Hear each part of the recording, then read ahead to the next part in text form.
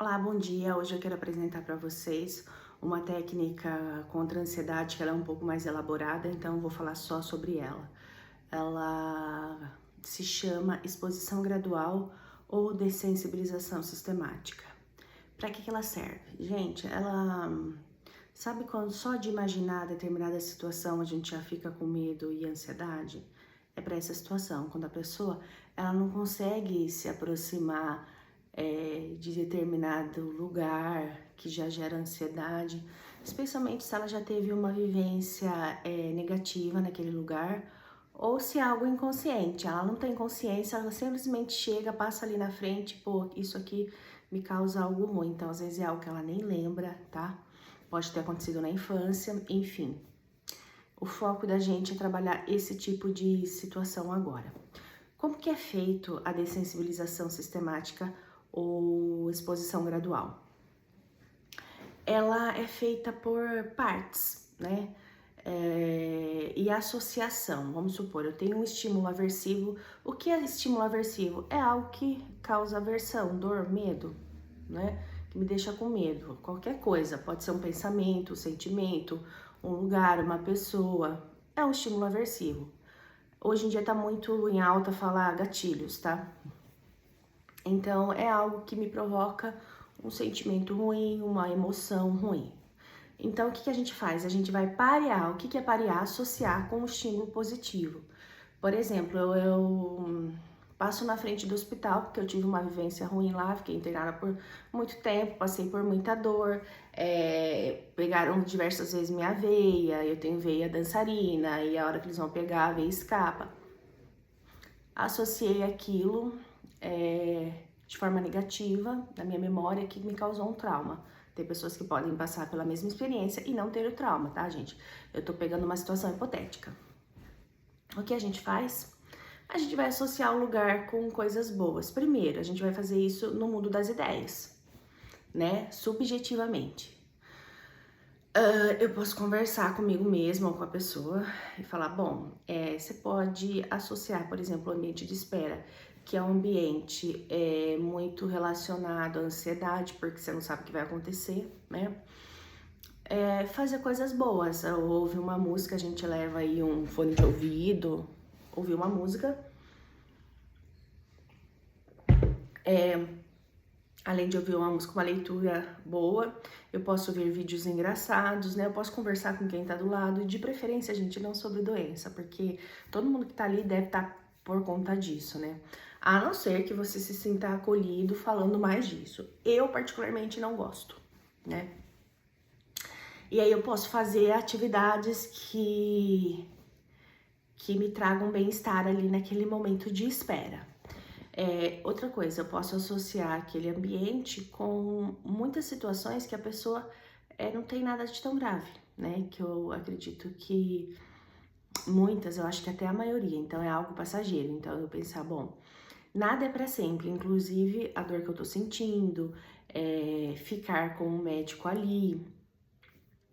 E ali eu vou associando com coisas positivas. Outra coisa que eu posso fazer por exemplo, assim, eu tô chegando próximo, começar a associar frases positivas, sejam frases bíblicas que te tragam, se você é cristão, pensamentos que eu pego na internet, mas coisas que me vão dar força. Eu posto todas as coisas naquele que me fortalece, tudo passa.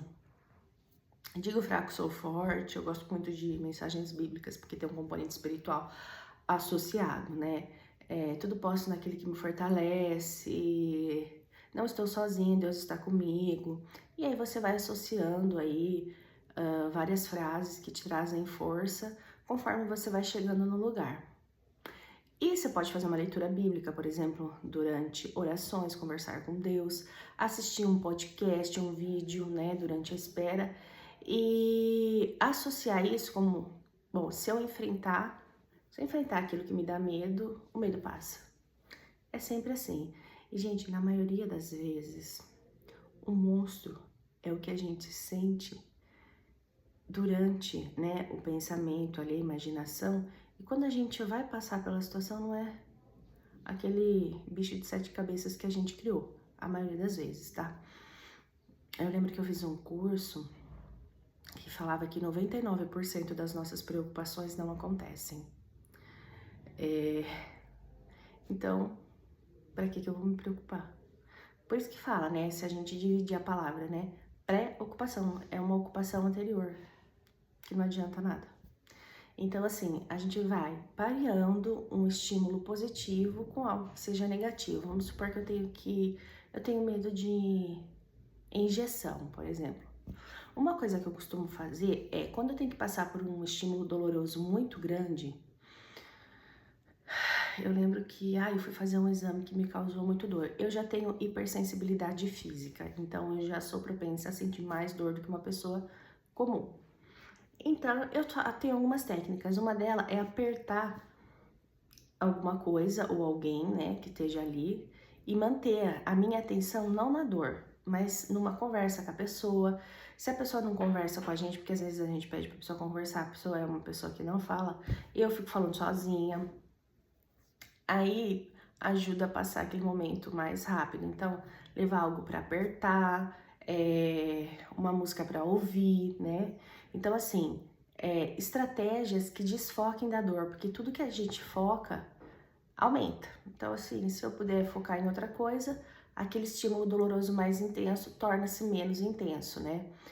Então, é isso muitas vezes que as pessoas fazem quando elas estão com dor. Uma coisa que eu fazia muito, eu lembro quando eu tava internada, porque eu ia operar da hérnia de disco, eu não podia operar porque eu tive pneumonia.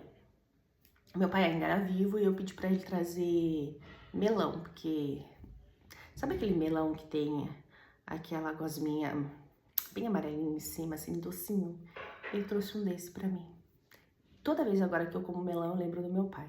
E aquele melão tava tão gostoso, e daí diminuía, parece que a gente ficava focado naquela sensação, diminuía o estímulo doloroso. Então, uma coisa que eu usava também, para esse período de dor, é um cheiro muito forte, uma essência. Eu não acho que é uma essência de algas. Então, eu tinha aqui em casa, eu pedi para os meus pais levarem, eles levaram no hospital. Eu cheirava essência de alga, porque daí diminuía a dor. Então, a gente pode usar os outros sentidos, que não seja o tátil, como uma forma de despistar um pouco esse estímulo tão intenso que às vezes fica, que é o tato, né?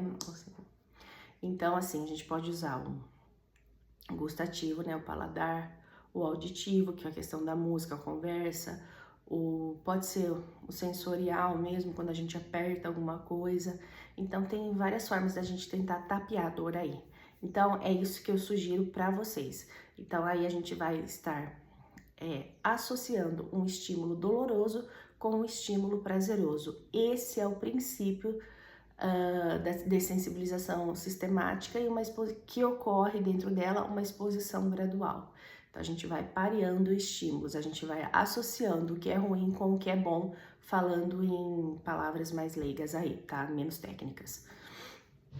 Isso é importante. A gente pode usar isso, gente, tudo no nosso dia a dia. Que é aquela coisa que a gente faz, eu não detesto fazer faxina, vou lá e coloco uma playlist com as melhores músicas. É isso, tá? Demanda tempo, porque a gente tem que, às vezes, montando sessão a sessão, eu faço isso quando eu faço atendimento, né? Aí a gente tem que montar, não é uma sessão, por exemplo, uma sessão psicanalítica que se baseia mais na audição ali, né? E dando alguns feedbacks, alguns retornos ali para a pessoa. Então a gente já vai com uma sessão estruturada, né? Mas para isso a gente tem que conversar antes com o paciente, com a pessoa, para ver aí quais são os estímulos aversivos, aquilo que causa dor para ela, para a gente poder montar a sessão em si. Isso funciona, gente, para vários medos, tá? Desde medo de dirigir, medo de ir no hospital, medo de conhecer pessoas, tá? Isso é bacana, então eu sugiro que, se vocês tiverem a oportunidade de passar com algum profissional que saiba fazer, façam. Se vocês quiserem montar mesmo, montem, né? Porque é algo que realmente funciona e vai dessensibilizando dentro de um processo aos poucos. Isso vai depender muito de quanto isso foi reforçado na vida da pessoa. Outro dia eu entrei numa farmácia, fui comprar um suplemento. Eu escutei o senhor falando assim, ó, eu sofri tanto naquele hospital que eu não aguento nem falar nisso. É claro que o processo de dessensibilização de uma pessoa que passou 6 meses sofrendo no hospital é diferente de uma pessoa que teve uma ou outra situação mais eventual, né? Então, assim, difere. Então, tem que ter isso em mente. Então, é isso que eu queria falar para vocês. Espero que vocês tenham gostado. Peço que vocês curtem, compartilhem e se inscrevam no canal para mais informações. E para quem sofre aí de ansiedade, ter acesso a mais informações, até o próximo vídeo.